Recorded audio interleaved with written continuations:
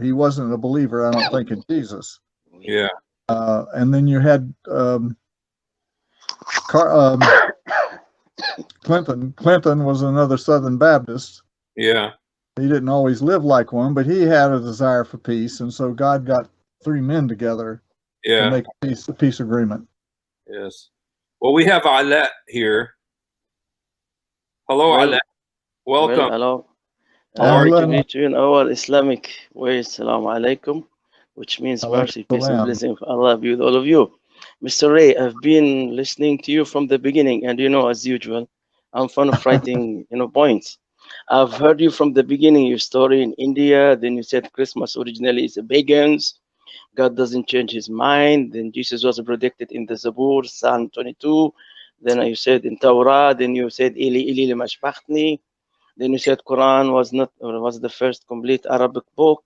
Then you spoke about Rahman Rahim, the root word for Rahman and Rahim. You said it's Rahim, which is ovary. Then after that you said Muhammad, when he came with the Quran, he called God as Allah. Then you spoke about narrow-minded Christians like Steve, which I love it here. then after that you spoke about abrogation. So I would like to make fast comments, if you don't mind, in 5 minutes. Steve pushed me to that one.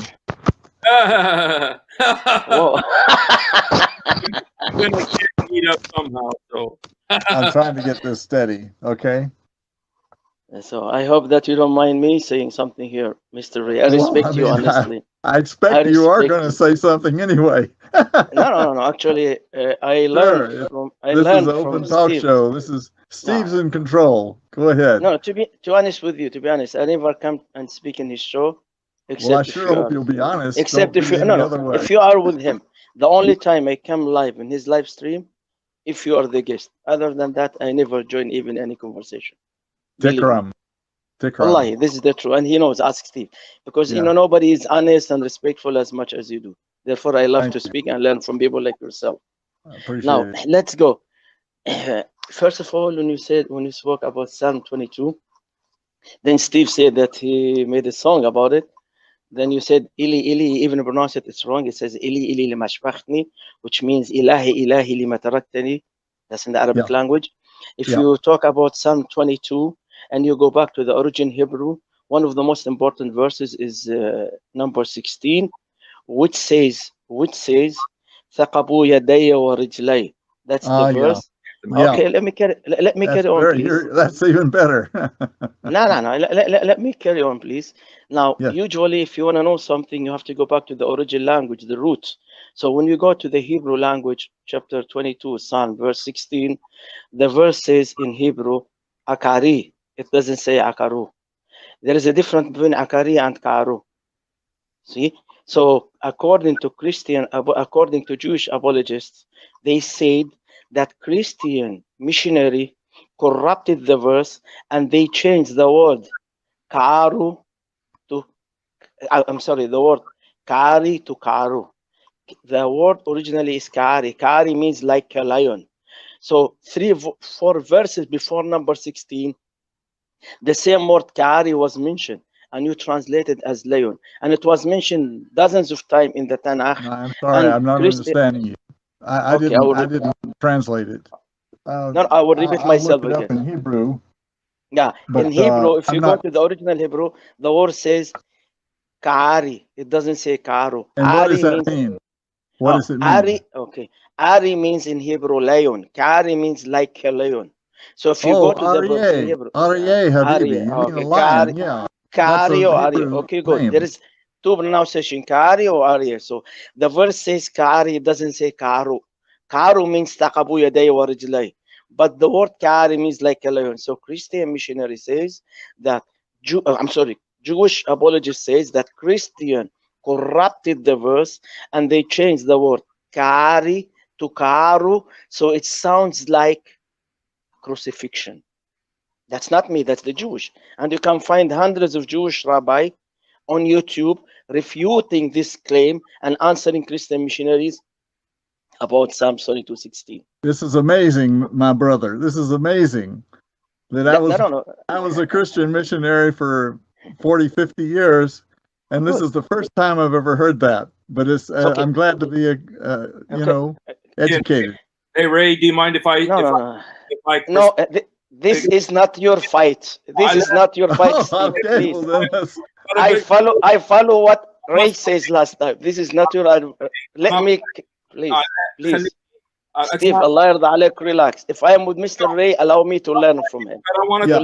I'm sorry. Actually, Allah, this is getting deeper into that one little subject, and I'd have to do research to even respond to you about it. That's okay. Usually, here's the dispute among us Christians is was Jesus when he was crucified, where did the nail go? Through his hand or through his wrist?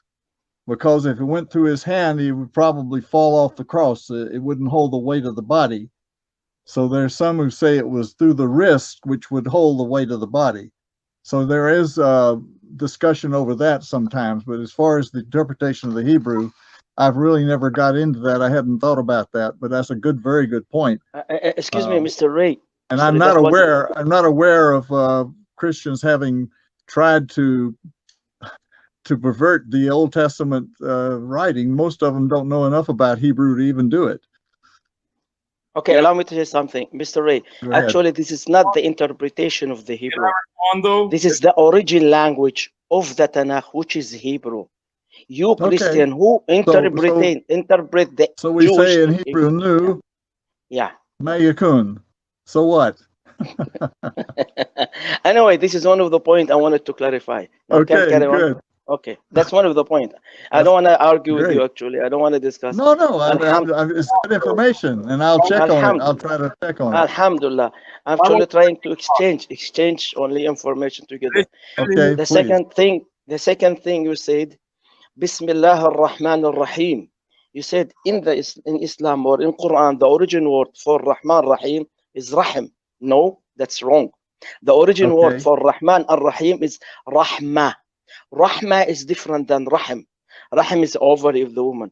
Rahmah is the mercy of Allah subhanahu wa ta'ala. So you made a mistake here. Yes, Habibi, I'm in total agreement with you. But the original, the three-letter root in the Hebrew language comes back to the whole concept, comes back to the Rahim, to the comfort and the protection of the mother's womb. This is where it originates. I'm not saying that the word was that word, but it is an indication of that link to the mercy and the love and the warmth of the mother. Now, I mean, you do feel like God does love us and care for us. Of course, He do. Of course, indeed. That's the most important thing. Yeah, of course, indeed. But the point here, when you speak about the Quran, Hebrew has nothing to do with the Quran, because the original language of the Quran is the Arabic language. So we always go to the origin. No. When it comes to the Quran, we go always to the original language. I would encourage the possibility that to check on the Psalms, the Zabur, and you will find equivalents to the Rahman and Rahim, to the mercy and the compassion. It's evident in the original Torah that and the Zabur, that this idea was there already. It's not a new idea. It's not new at all. In fact, Bishop Kafiti, who studied the Old Testament scriptures in Jerusalem, had displays in which he showed the Psalms with the original, and the Christian books in the Psalms used to use Bismillah ar-Rahman ar-Rahim before some of the verses. I was surprised by that. I didn't realize that they had adapted the Islamic expression before some of the Psalms. So anyway, I'm just saying there's a connection in the original understanding of the word. I'm not no Rahma. Yeah, I understand. I agree with you. Okay. By the way, I hope you still remember, Mr. Ray, I told you in the past that I've studied all those more than 300 prophecy about Jesus in the Tanakh from a Jewish perspective and from Christian perspective. So and what do you think about those? What do you think about them? Which one? Isaiah 53, Any of or them. Isaiah 7, Any of them. or Isaiah 7, or Isaiah 7:14, or Isaiah 9:6, or the one you All just of quote them. from Psalm? All of them. All of them You want put me? together. Okay. What do Okay. you think about it? Okay. Let me tell you what the Jews say about Isaiah 9:6, which is one of the most important verses And for would you you, quote it for us? which says that he's Emmanuel, that the Emmanuel. government will be upon, the government be upon his shoulder. His name will be called Emmanuel. It's Okay. Emmanuel. Yeah. And in Hebrew, he will be called as Beliu'aj il Gibor Abi'at Sar Shalom. Yeah. That's Yeah. Isaiah chapter 9, verse 6. Excellent. You see what the Jewish says about that?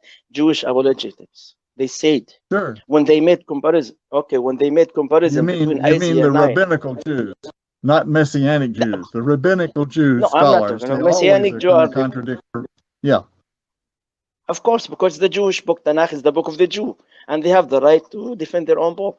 Like me, I'm talking to you when I'm answering about the Quran. I got you. When you are answering about the New Testament, you see. So Okay. each and every person has the right to. Okay, what they said about Isaiah 9:6 exactly when they made a comparison. Isaiah 9 in the Christian Bible has 21 verses. In the Jewish Bible, it has 20 verses. Isaiah 9:6 for you is Isaiah 9:5 for them.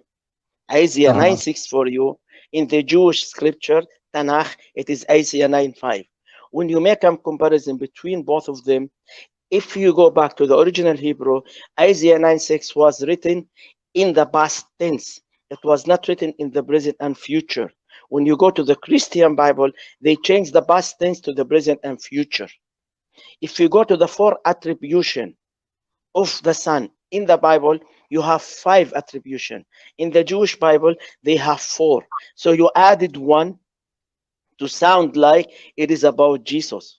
So therefore, the Hebrew says the 4 terms in Hebrew. I'm telling you what the Rabbanic says, what the Rabbi says.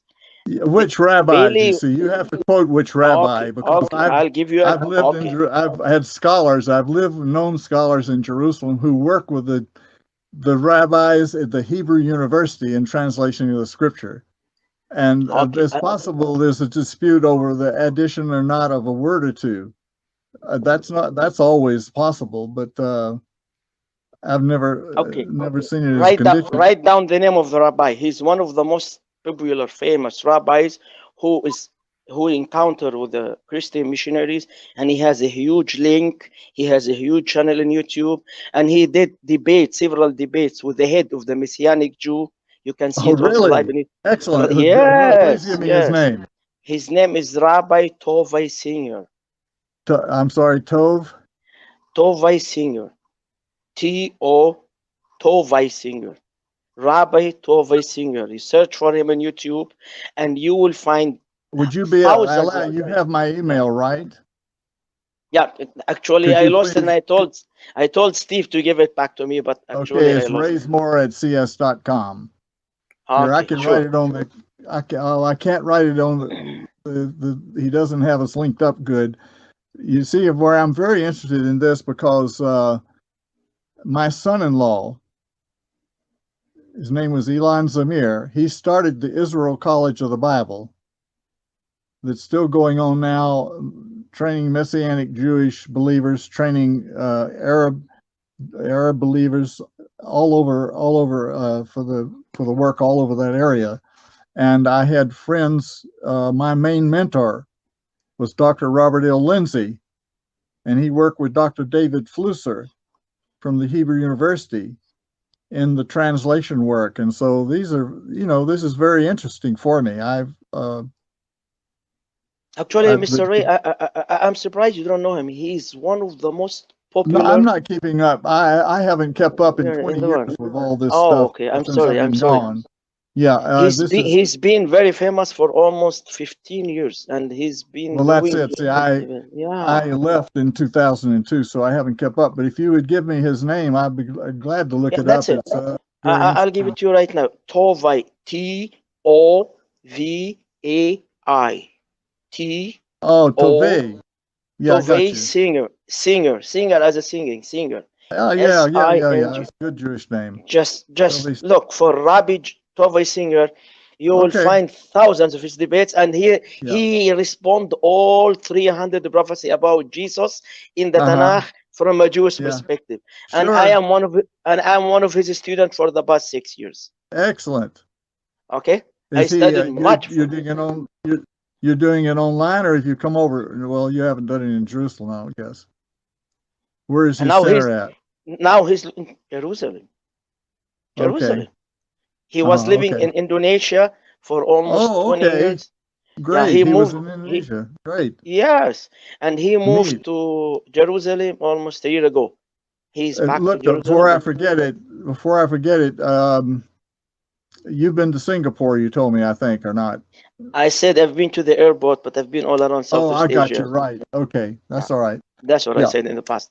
Good. Okay, now let's go to the next point. If you don't mind me. Okay, point 3. I hope that I'm glad that you're so patient with me. You said that Muhammad called God as Allah. You see, we have Steve with you. He's an Arab, and you've been living in the Middle East for, you said, 34 years, I think, or 30 something. Arab Christian, actually, until nowadays, they call God Allah. And even if you open the first, and even if you open the first page of the all Arabic versions of the Bible, you can read the word Allah more than 30 times. Even the first verse in the Bible, the third word, fil bad'i khalaq Allah. The third word is Allah. So Arab Christians also called God as Allah. Please, what is the point? Because this is something I don't see any disagreement about at all. The point that you said, when Muhammad came, he called their God as Allah. During your conversation with Steve. That's one of the notes that I wrote down. He did, I think, didn't he? Yeah. So I just wanted to tell you, to clarify that even Arab Christians call God as Allah. It's not only Muslims. Oh, yeah. So we agree on that. So me and you agree on that. I even know the person who started the rumor that they still argue about today, that Allah is not the God of the Bible. Well, with all due respect to you, me as a Muslim, I know the people who started the rumor. I'm one of I'm one of them. The God of the Bible is not the God of the Quran. I'm telling you, me. Yeah. For me personally, the God of the Jew, like Jewish, if you go to Jew, they say that the God of the Tanakh is different than the God of the Christian. It's different than the God of Muslims. And I'm telling you the same thing, that me and you, we believe in the same creator. We call him a creator. Now, this creator, you call him God, I call him God. You give your own attribution to this creator, which does not fit my creator. We both call him Allah. But the attribution that you give to this Allah does not fit, and it's not acceptable for me as a Muslim to be as an attribution. Please, my friend, look, Allah. Yeah, please, okay. Yeah. Okay. I don't remember giving God any attributions. Maybe I did mention last time about the 99 names, but I don't remember getting into specifics on this. So no, anyway. I'm not talking about you, Mr. Ray. I'm talking about the Holy Book, the Bible, that the Bible gave attribution to God which does not fit my God. So therefore, we believe that. Please clarify then. What attributions doesn't fit? Okay. For example, you say that God is 3 in 1. That does not fit my God. You said that God incarnate in a human body. That does not fit my God. You, with all due respect, you said that your God is Lamb with 7 horns and 7 eyes. King of Kings, Lord of Lords is the Lamb. This is not attributes. This is manifestations, or what you say, methods of revelation. See? Well, those things, manifestation, does not fit my God as a Muslim, so therefore I believe that we have the same creator. I can see what you mean. Yeah. No, that is also a very rabbinic Jewish attitude. No. That's, I'm talking about as a Muslim. They would stumble over themselves in the first book of Genesis. Yeah. So we agree. About God's Spirit hovering over the deep and fluttering over the deep, and see, because you can find in the manifestations of God in the Old Testament over and over again, the angelic appearances and everything. I forget what they call them in English, but anyway, they stumble themselves and argue among themselves about it. So anyway, Okay. you understand, I found out, and this may be wrong, but I found it very interesting that the Jews themselves never argued over the doctrine of the Trinity, about God and his manifestations or the way he appeared. They were very ready to talk about his angelic appearances and his appearances to Abraham and to the prophets and all. And it was only when the Christians came along and the Messianic Jews took up this theme to describe Jesus and his relation to God and the Holy Spirit that they started to become opposed to the Trinity. That was a later development in Judaism. They didn't bother opposing the idea of the Trinity until the Christians came along. So we kind of stirred them up on that point. So, with all due respect, Mr. Ray, my advice for you, just try to look for Tovai Senior. It's a huge community, sure. Jewish. No, it's a I'll do my huge Jewish best. community. And you will know things. I mean, you will learn things that you never heard about before. Well, sure. They're always in development. Why not? For example, I told you all prophecy about Jesus. He, as a Jewish rabbi, he said that they refuted all these claims, and Jesus was never ever mentioned in the Tanakh whatsoever. But Christian missionary corrupted the Tanakh, made it part of their book, call it as an Old Testament, then imposed Jesus. That's Alaa, you do understand, you do realize that one thing Steve and I may agree about, I'm not sure, I really haven't talked to Steve that much, is that every Christian is a missionary. Or should be. You got me?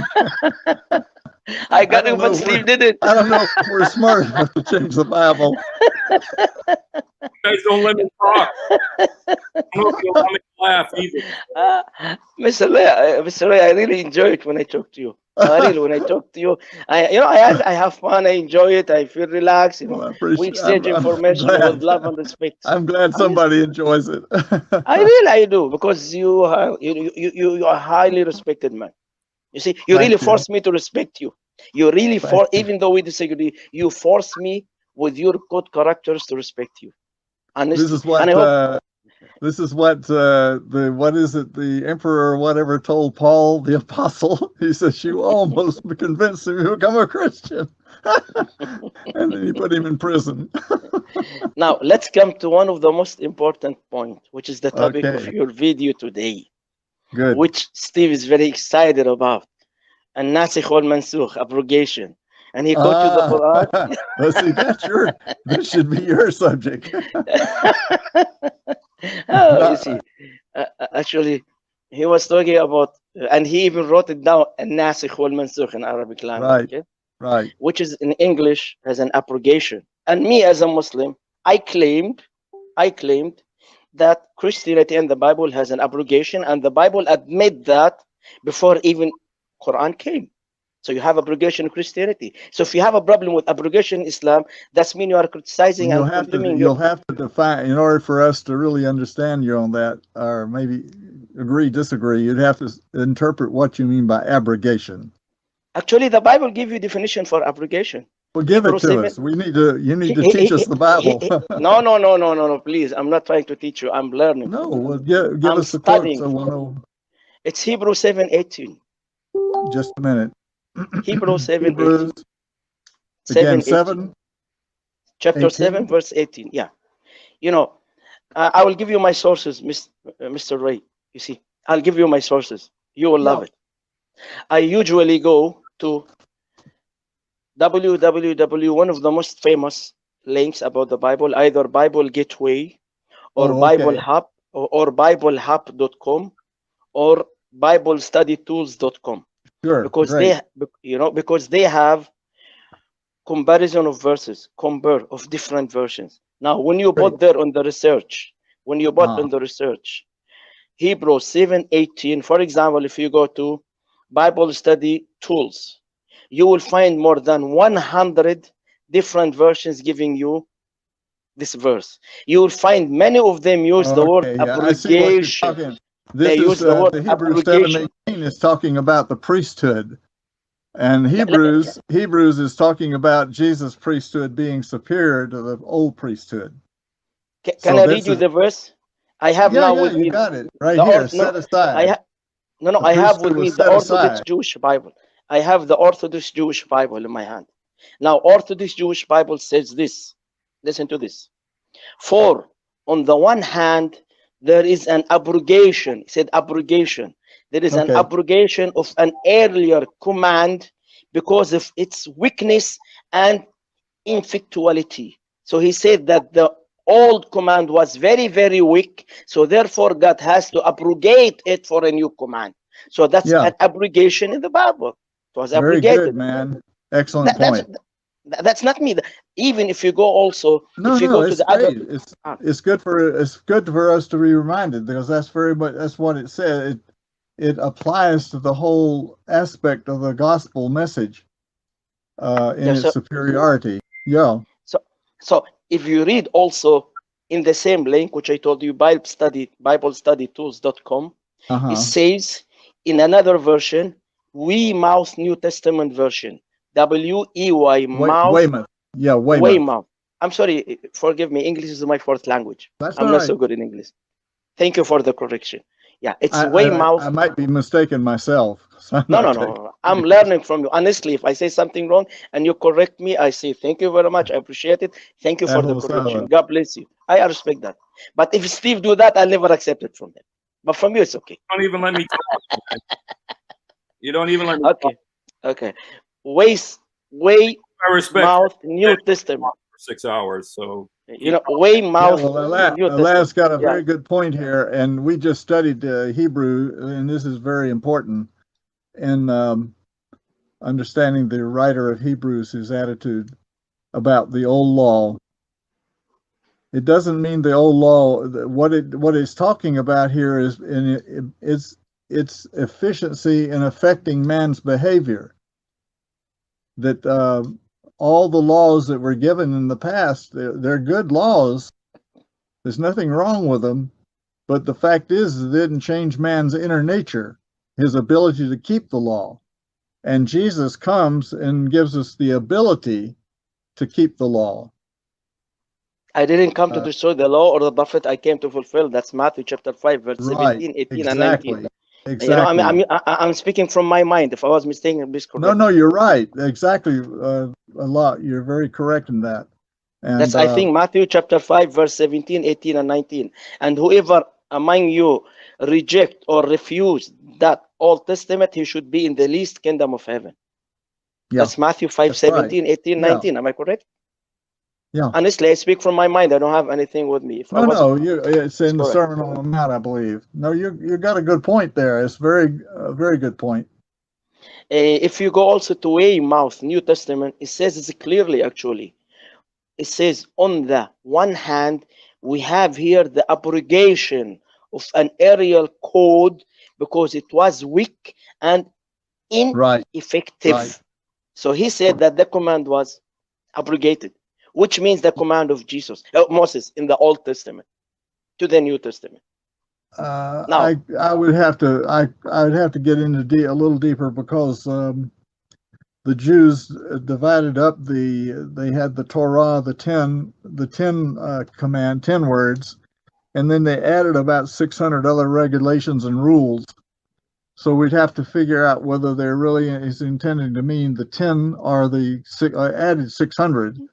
But in either way, it still comes out the same, that man just simply doesn't like to keep God's law anyway. Anyway, I read some interpretation for some of the Christian interpreter or scholars. It's in Arabic, actually. I forgot the name. So he made actual research in this verse, and he said, actually, we find that some of the laws in the Old Testament was abrogated in the New Testament, and he mentioned such as punishment for apostate, which you can find in the Old Testament. It's the law of Moses. You cannot find in the New. It was abrogated. Punishment for adultery, you find it in the Old Testament, stoned to death. You cannot find it in the New Testament. Polygamy in the Old Testament, you cannot find it in the New. Divorce. The idea of the abrogation is Yeah, you got a good point. So this is what I want to say. I don't know. It seems to me that Steve was offended and he left, or what? Don't worry. He's No, coming no, I worry. Steve, yeah, Hassan. Hey, yeah, Hassan. Khalid. Hey, Steve, no, he's angry. I hope that he's mad. So that because actually, when you are with me, I love to learn much from you. The point? The whole point is, and I guess the point is, in the whole theory of obligation, is to find that law or that rule or that saying that replaces it, that makes it better, and to follow the one that makes it better. We know that the Old Testament law ends up, in the end, everybody's going to end up by killing each other, and unless you have some way of forgiving and overcoming the grudges and the hatreds and the evils that's done to each other, there's no way we can live at peace with each other. I agree with you.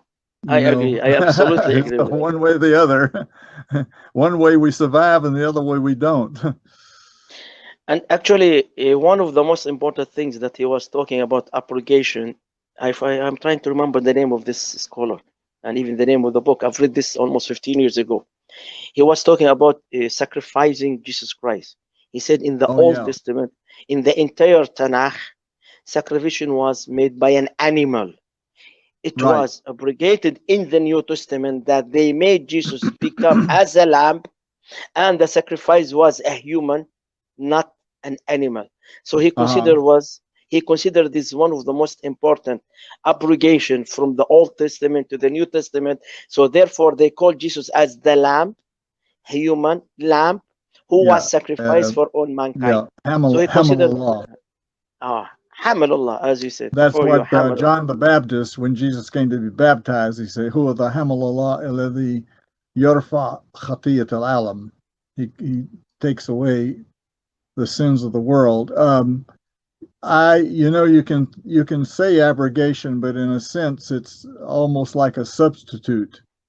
That's abrogation. Abrogation actually literally is substitute. Literally that's substitute, you see. So it's actually like this. Right. So when you say abrogation in the Quran spoke about it. The Bible also as well spoke about it, but in the Quran is referring one verse taking the place of a better verse taking the place of a verse. I understand. Okay. Allah subhanahu wa ta'ala says in the Holy Quran, chapter 2, which Steve quote, "Ma nansakhu min ayata aw nunsiha na'ti bi khairin biha." Okay. If you read the verse, Allah is talking about himself. Allah is referring that to himself. So the one who changed the verse is Allah. The one who made Prophet Muhammad forget is Allah. The one who's blessed is Allah. Allah is the owner of the Holy Quran. So he has the right to do whatever he wants with the Holy Quran. That's right. So he did this with the Holy Quran, and he informed us that he did that.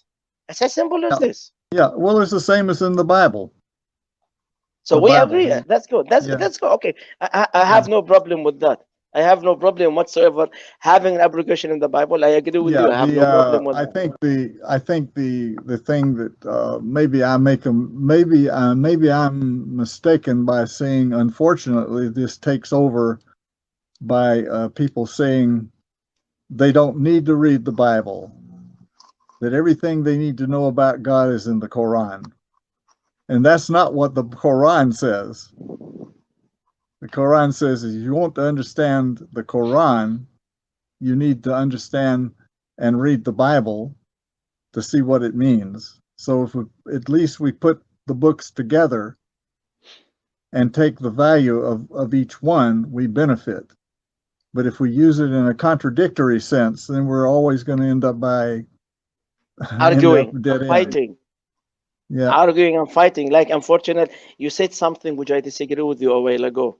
You said, I hope that Allah or Adam will come and explain to us about abrogation. With all due respect to you, Mr. Ray, no one has the right to explain Islam except Muslims. So Adam is not a Muslim. He has no right to come and teach me my Islam. I'm not sure about Adam. I don't know him that well. No, he's not a Muslim. He is actually one of the most popular guests of Steve, being an anti-Islam in his channel. And he curse actually, attack us, call names sometimes. That's why I never discuss with him.